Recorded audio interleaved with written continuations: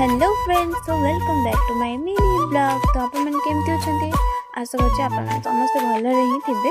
तो आम ए जाऊँ कुआड़े गेस करूँ। तो हाँ, आम ए जाऊँ त्रिवेणी महोत्सव। तो ये बहुत बढ़िया डेकोरेट भी होता मैंने देखूँ भर आहर बढ़िया होता। देखो आम ए चलू त्रिवेणी महोत्सव।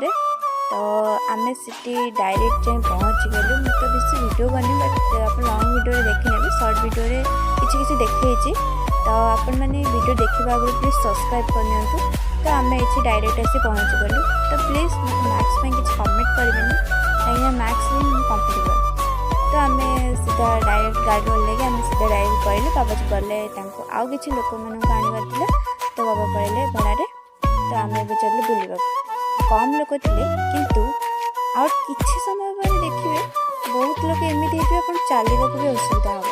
तो आम जल्दी पड़े जा फास्ट तो आम गुपचुप खाई। से वीडियो मुझे करी सॉरी।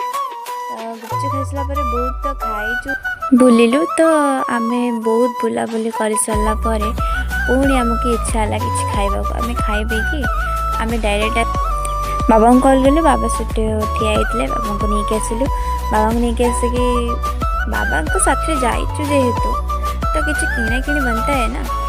तो किसी किणा कि सरला समस्ते एंजॉय कला स्टेज एंजॉय नेला। तो आम चलु बच्चा पार्टी समस्ते चलु घर को।